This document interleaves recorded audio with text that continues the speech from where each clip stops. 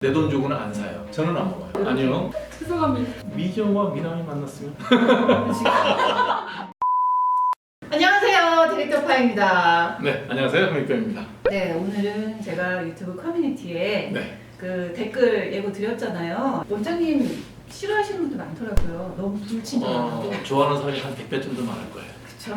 네, 역시. 여러분들도 이렇게 생각하시면 돼요. 저도 좀 배워야 되겠어요. 그래서 사람들이 의외의 조합이라고 되게 기대를 많이 하는데요. 이제 미정과 미남이 만났으면 좋은 조합이죠.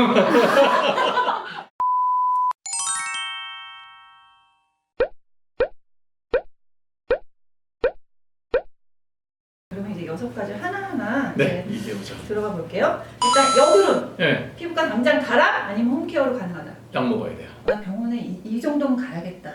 여드름이 자고 일어났는데 한 번에 10개 이상 아침 일어나 올라온다. 그럼 병원 나와야 돼요. 어떤 방법으로 해결 안 돼요. 약 먹고 약 발라야 되니까 병원 올 수밖에 없어요.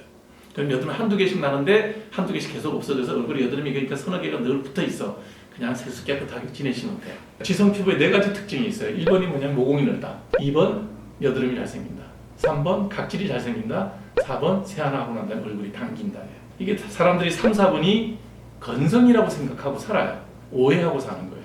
요즘에 그런 피부를 수분 부족 지성이라고 얘기를 하거든요. 수부지. 수분 부족 지성이라고 앞에 수식어를 붙이는 건 상관없는데 지성 피부예요. 그렇죠. 그것도 네, 지성. 수분이 부족해서가 아니라 지루성 피부염이 생겨서 각질이 생기는 거예요. 자, 그러면 여드름 흉터. 흉터란 표현은 엄밀하게 좀 나눠줘야 돼요. 무슨 얘기냐면 여드름 앓은 흔적이 있고 영구적으로 흔적은 없어진다는 뜻이에요. 여드름을 앓고 난 다음에 영구적으로 회복 불가능한 흉터가 있는 거예요. 보통 일반적으로 여드름을 앓고 나면 그 자리가 뻘개요. 홍반이라 그래요. 네. 시간 지나면 다 없어져요. 그 다음에 어떤 사람은 여드름을 막 손을 좀 대가지고 그 자리가 거뭇거뭇하게 색소 침착이 남는 경우가 있어요. 이거 역시 약 바르고 해서 치료 잘하면 저절로 다 없어져요. 이 저절로가 2년 내지 3년 걸려요. 근데 흉터가 약간 패여서 패인 것만 흉터예요. 남아있는 경우. 그거는 영구적이에요. 그래서 여드름을 앓고 난 자리에 피부가 정상 표면이 아니라 이렇게 패인 거는 다 흉터라고 보시면 되고, 이런 패인 흉터는 원상 회복은 불가능해요. 그러면은 예방이 제일 가장. 여드름이 났을 때 여드름 치료를 잘 해서 안 만들어야 돼, 흉터를.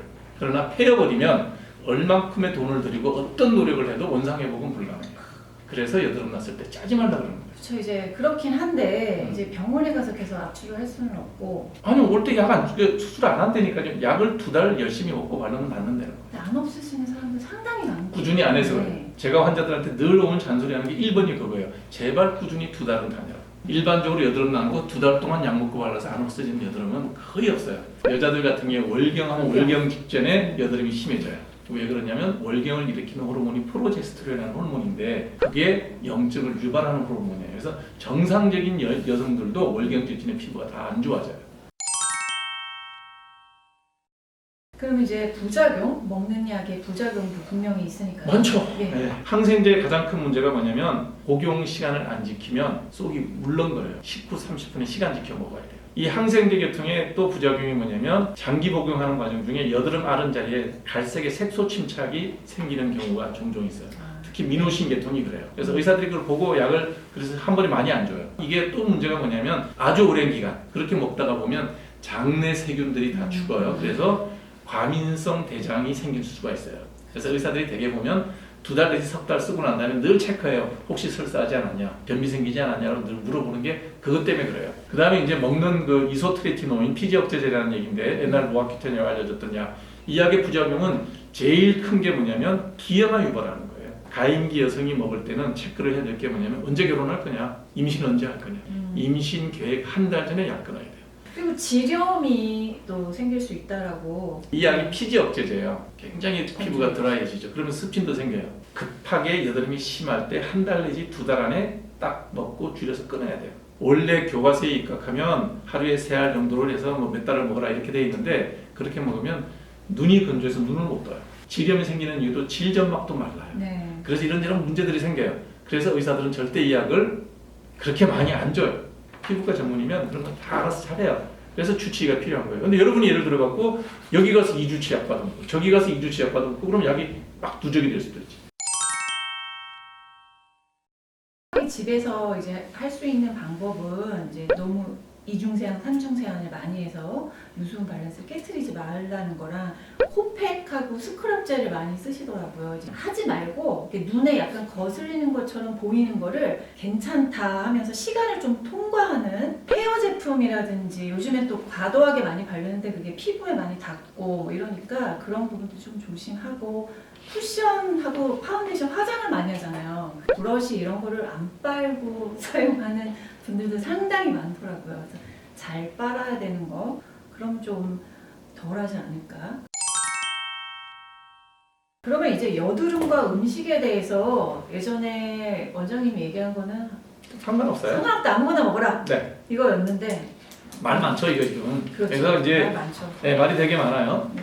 이렇게 생각하시면 돼요. 여드름과 음식에 대해서 기본적으로 엄청나게 많은 숫자, 몇천 명 단위로 조사한 바는 1960년대 중반에 한 번밖에 없었어요. 이제 하나하나 반론을 제기해 드릴게요. 밀가루 많이 먹어서 여드름 생기면 밀가루를 주식으로 하는 서구 사람들이나 중국 사람들하고 밥을 주로 먹는 일본하고 한국 사람하고 여드름 개수의 차이가 있냐? 별 개차 없어요. 설탕을 많이 먹었을 때 여드름이 염증이 더 심해지더라. 그거에 대한 얘기는 나와요. 그런데 내가 여드름 환자인데 설탕 때문에 여드름이 생겼다. 이거는 동의할 수 없어요. 근데 여드름이 심한데 아주 그 설탕 단 성분, 단 음식을 뭐 많이 먹었을 때 악화되더라. 그럴 수는 있어요. 근데 사실 그 얘기를 듣고 근데- 싶은 거죠. 사람들이. 근데 내가 여드름이 심해. 그래서 아주 그냥 단 설탕이나 이런 쪽으로 음식을 제한을 해서 아주 육류 위주와 뭐 탄수화물을 제외한 야채 뭐 이런 촉촉하게 거 지켰는데 먹었다. 그렇다고 해서 안 없어진다는 거야. 안 없어진다는 거예요. 그렇죠. 예, 본질은 그거라는 거예요. 이게 어쨌든 그 임상에 대한 정확한 답이 나오질 않았기 때문에 여드름에 더 악화되는 요인의 일부는 있을 수 있지만 그게 여드름에 나고 안 나고를 좌우할 수는 없다. 실제로 여드름에 더 나쁜 요인은 스트레스가 더 악화시키는 요인이에요. 식사가 불규칙적이다. 이게 훨씬 더 여드름에 나빠요. 폭식과 거식, 네, 다이어트 뭐 이런 다 것 나쁜 때문에 거예요. 이게 차라리 안 먹으려고 스트레스 받는 것보다는 적당한 선에서 먹으면서 스트레스를 관리하는 게 여드름에 더 효과적이다라고 저도 생각을 하거든요. 제 시간에 자고 제때 식사하는 거는 굉장히 중요하다. 물론 그런다고 해서 여드름이 없어지지 않아요. 치료는 해야 돼요. 모공, 피부과 당장 가라 홈케어로 괜찮다. 모공이 넓어지는 이유는 유전이에요. 그 우리 뭐 아무것도 할 게 없네요. 그렇죠.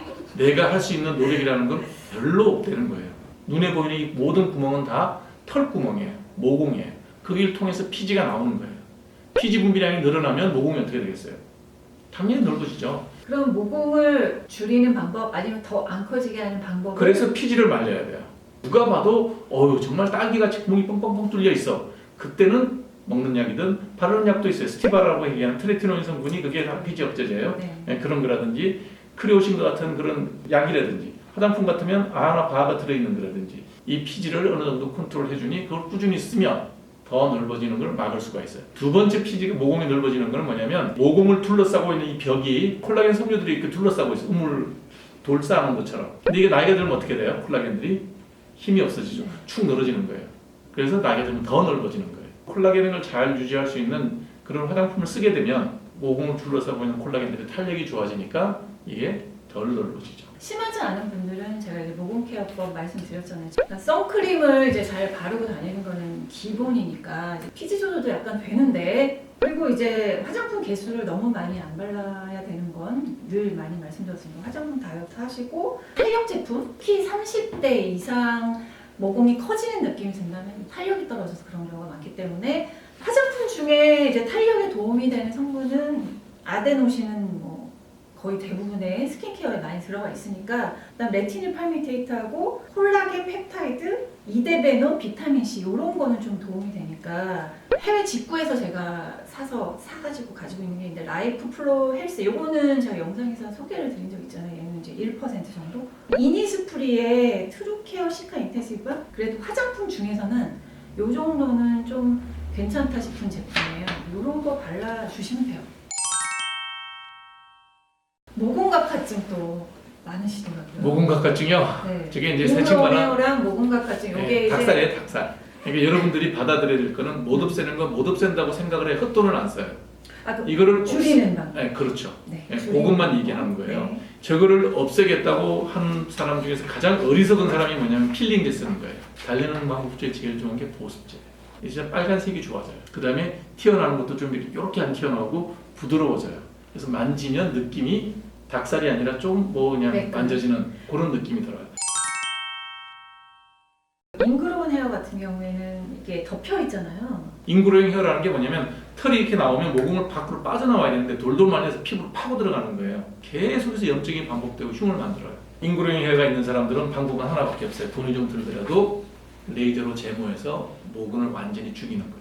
그럼 이 몸에 이렇게 전체적으로 있는 걸 다 예, 레이저로 쭉 쏴서 제모하면 돼요. 여러분들 뭐 어려운 거 아니고 옛날에는 레이저 제모를 할 때 비용이 되게 비쌌어요. 제모 레이저가 굉장히 싸졌어요. 모공각화증 관련해서 집에서 가볍게 할 수 있는 이제 중증 아닌 경우에는 제가 또 영상 만들어 놓은 게 있거든요. 보습제라든지 추천드렸으니까 이런 거 뿅뿅뿅뿅뿅 이런 거 이제 사용하시면 됩니다. 자, 일단 그 다음에 각질과 건조. 피지선이라고 하는 몸에서 기름을 분비하는 기름샘이 요 위에만 있어요.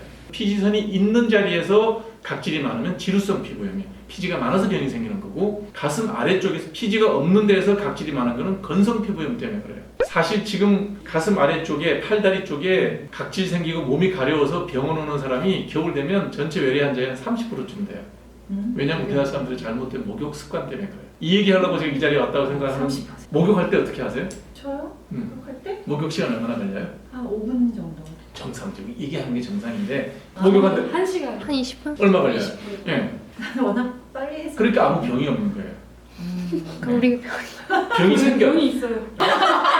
어떤 병이 생기냐면 병이 있어. 이유 없이 다리가 가려워요. 목욕을 오래 해서 생기는 병이에요. 제가 여기서 나와서 하고 싶었던 가장 핵심적인 얘기예요. 제발 목욕 좀 똑바로 하라는 거예요. 죄송합니다. 목욕을 잘 해보세요. 이렇게. 아니요, 목욕을 똑바로 하셔야 돼요.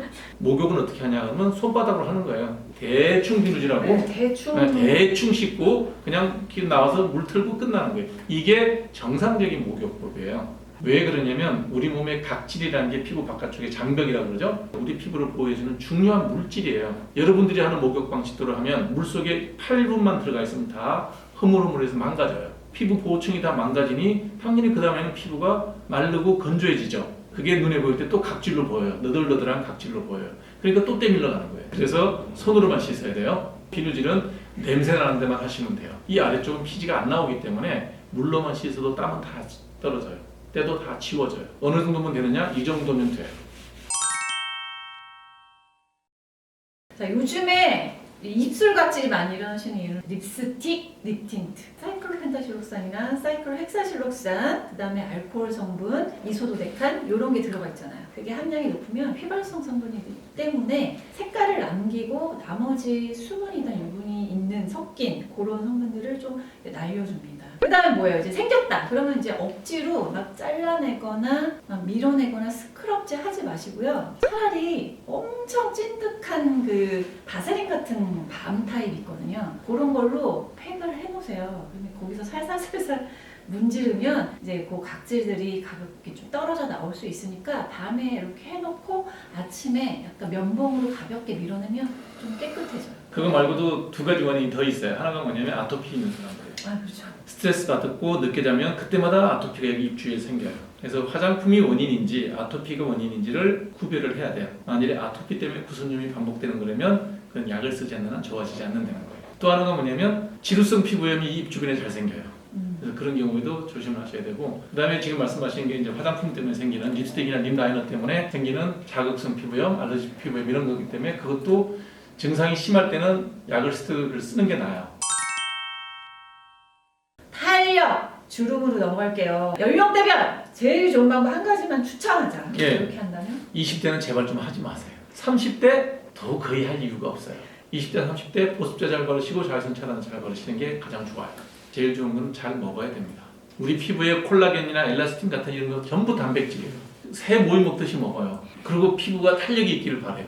내 피부가 탄력이 있기를 원한다. 그러면 고기를 하루에 요만큼. 제가 고기를 먹었는데 고기 먹기 싫으면 계란이라도 삶아서 하루에 3개씩은 드세요. 그 다음에 두 번째 될 게 뭐냐면 야채를 충분히 먹어야 돼요. 왜냐하면 이 콜라겐과 엘라스틴이 합성되는데 필수적으로 필요한 게 식물들 속에 들어있는 무기염료가 꼭 필요해요. 그 두 가지는 반드시 먹어주고 난 다음에 그러고 난 다음에 할 얘기예요. 40살이 돼서 얼굴에 주름이 생겼다. 여기서 주름은 표정 주름은 빼고 얘기하는 거예요. 표정 주름은 보톡스밖에 답이 없어요. 40대쯤 되면 레이저로 피부 탄력을 증가시키는, 예를 들면 써마지, 울세라, 타이탄 이런 것들이 전부 다 콜라겐 재생을 유도하는 거예요. 그럼 너무 비싸고 돈이 많이 들어요. 그러니까 어쨌든 문제가 생기면 그게 제일 낫다고 40대. 네. 50대쯤 돼서 처지기 시작해요. 그러면 효과는 사람마다 다르지만 1년에서 2년까지 가는 실리프팅 같은 걸 하게 되면 이렇게 처진 게 조금 당겨져요. 이제 홈케어 쪽을 얘기를 드리면은 로드샵에 있는 뭐 올리브영 이런 데 있는 화장품 안에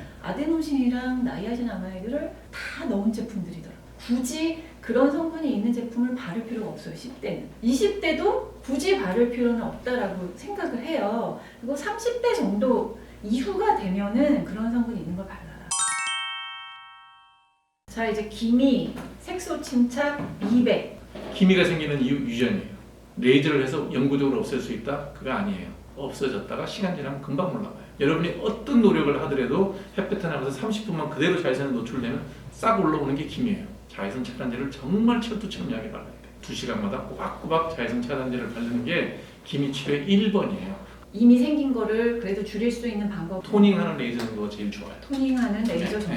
그 다음에 이제 좋은 약이 나와 있어요. 멜라논 크림이라고 동화제약에서 나온 약이에요. 의사 처방 받으면 되고, 여러분들이 병원 오기 싫다 그러면 도미나라고 시중에 살 수 있는 것도 있어요. 뭐 그런 걸 밤에 한 번씩 꼬박꼬박 발라주면 색깔은 지금보다 훨씬 흐려지는데 없어지지는 않아요. 네. 비타민 C 제품, 순수 비타민 C 이건 말씀드렸잖아요. 가격대가 있습니다. 그거는 제가 앰플 편에서 가격대 좀 있는 아이는 좀 추천을 드렸으니까 딴 거는 뭐 그냥 뭐 9달 2, 3만 원대 이런 거 바르시면 됩니다.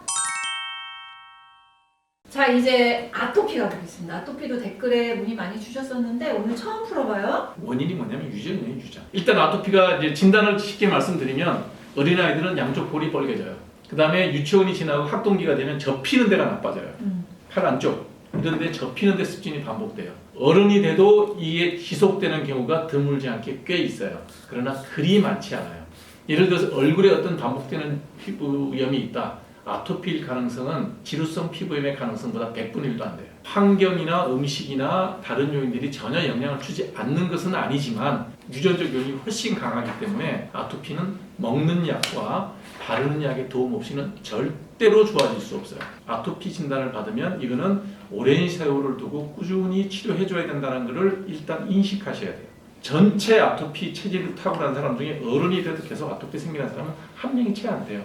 어렸을 때 심한 게 좀 문제군요. 그때 참을 수가 없으니까. 그렇죠. 가렵거나. 그때마다 약을 써야 돼요. 그 다음에 바르는 약 바르는데 대부분 스테로이드예요. 이것도 주치의만 막 바꾸지 않으면 부작용이 생기지 않는 적절한 세기에 바르는 스테로이드로 치료하기 때문에 여러분들이 알고 있는 스테로이드 부작용이 그렇게 심각하지 않아요. 다만 문제가 되는 건 뭐냐면 성인이 돼도 반복되는 아토피가 문제인데 이런 사람들한테는 좋은 면역 치료제가 새로 나왔어요. 한 달에 한 번씩 3번 주사 맞으면 1년 동안 절대 안 생겨요.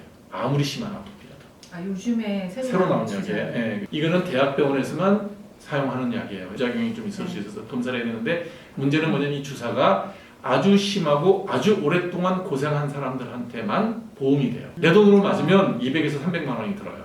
아주 가벼운 아토피, 흔히 뭐 근성피부염 이 정도 되면 보습제 바르면 돼요. 보습제가 필요하잖아요. 그럼 바르면 좋죠. 맞아요. 어린이들에게 필요한 보습제, 바디로션 이런 거는 또 제가 바디로션 편에서 추천했으니까 보시면 될 것 같고 제티아릴 알코올이나 시어버터나 천연 오일이나 수분 증발 차단제가 좀 많이 들어있는 제품이 좀 더 아토피에는 효과적이기 때문에 그런 제품들 위주로 발라주시는 게 좋습니다.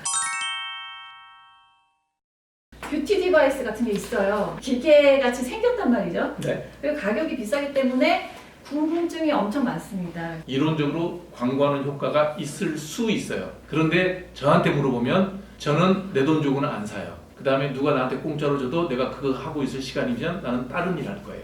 이게 내가 할 수 있는 대답이 전부 다예요. 왜냐하면 내가 그 기계를 사서 분석해 본 적도 없고 여러분이 그 돈 주고 사서 충분히 효과를 보고 만족스러웠다면 쓰세요. 제 의견을 말씀드리면 저도 디바이스를 반드시 살 필요는 없다. 특히 이제 LED 마스크가 제일 궁금하시잖아요. LED 마스크면 나한테 잘 맞는 수분 크림이다라고 저는 생각해요. 화장품류다. 그래서 그거를 1년치, 2년치 살 거라고 생각하시면 디바이스는 괜찮은데 디바이스가 그거보다 훨씬 뭔가를 주기 때문에 그것도 살 거고 이거는 저는 동의하진 않습니다. 영양제 효과 있다 없다? 저는 안 먹어요. 그러니까 이거를 음식으로 다 먹을 수 있으면 드시면 돼요. 그만큼 충분한 양을 먹지 못하는 분이라면 영양제가 됐든 다 드시는 게 도움은 돼요.